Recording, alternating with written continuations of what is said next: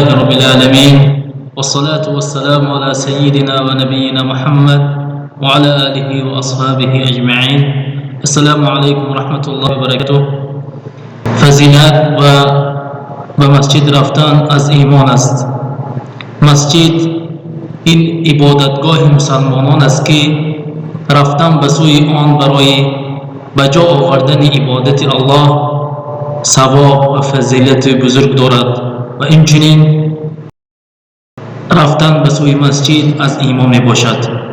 در حدیث آمده است عن ابی سعید الخدری رضی الله عنه عن النبی صلی الله علیه وسلم قال اذا رأيتم الرجل يعتاد المساجد فاشهدوا له بالایمان.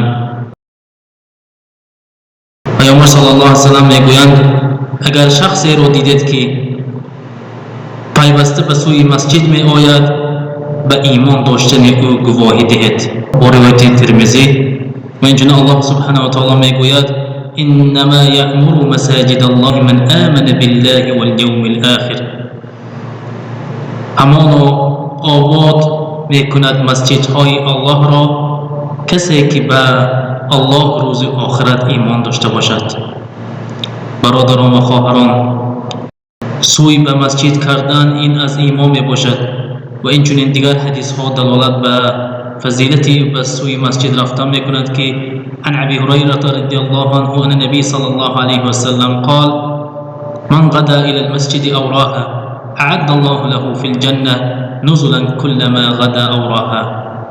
کسی که اول روز یا اول شب به سوی مسجد رود خداوند برایش در بهشت مهمان سرای آماده می سازد.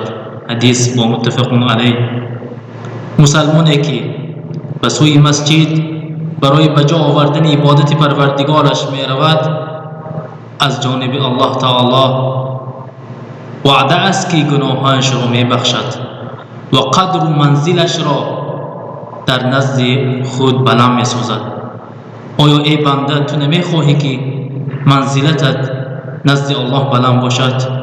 پیامبر صلی الله علیه و سلم میگویند من تطهر فی بیته ثم مضى الى بیت من بیوت الله لیقضی فریضة من فرائض الله كانت خطوته احداها تحط خطیئته والآخرة ترفع درجه.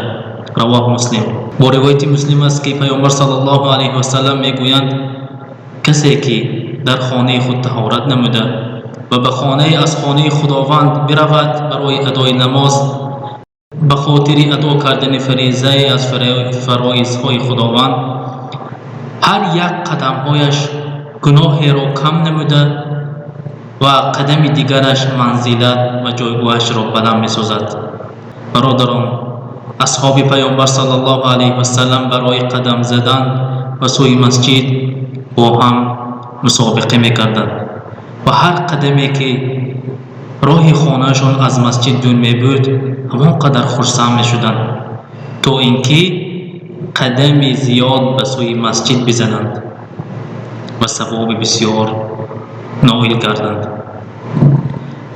در حدیث اومده است و روایت مسلم که مرد انصاری بود که خانه کسی چون خانهش از مسجد دور نبود و هیچ نماز از او فوت نمی شد.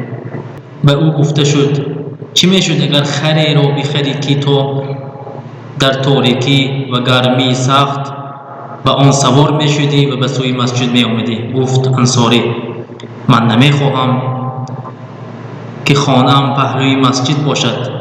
من می خواهم ثواب رفتن به مسجد و برگشتن به خانه‌ام در نامه اعمالم نوشته شود. سپس رسول الله صلی الله علیه و سلم برای او گفتند هر آینه الله سبحانه و تعالی همه آنها را برایت عطا کرده است. با روایت مسلم. پس ای بنده مسلمان، به قدر قدم های زیادی که به سوی مسجد میگذاری برای بجا آوردن عبادت پروردگارت قدم میزنی، منزلت و شرفی تو نزد پروردگارت زیاد می شود. امروزها به حال مسلمان ها نگاه کنیم، می بینیم که اگر مسجد از خانه هایشان دور باشد این را همچون بهانه یا که عذر دانسته به سوی مسجد نمی روند. این خیال نکنید برادران، شما باید به سوی مسجد بروید. این حدیث هایی که ما گوشرس کردیم همش صحیح است. خوشا به حال آن کسی که به سوی مسجد 5 وقت می رود. دیگر حدیث با آمده است که پیامبر صلی الله علیه و سلم میگویند کسانی را که در تاریکی به مسجد ها می روند به نوری کامل در روز قیامت مژده می دهم.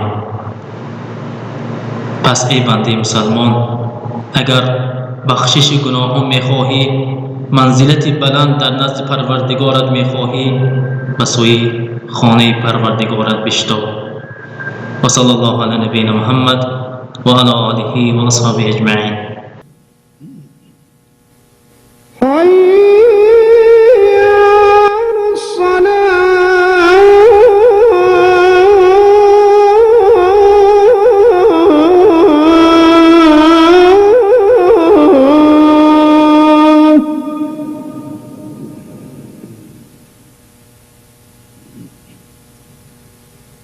Hi.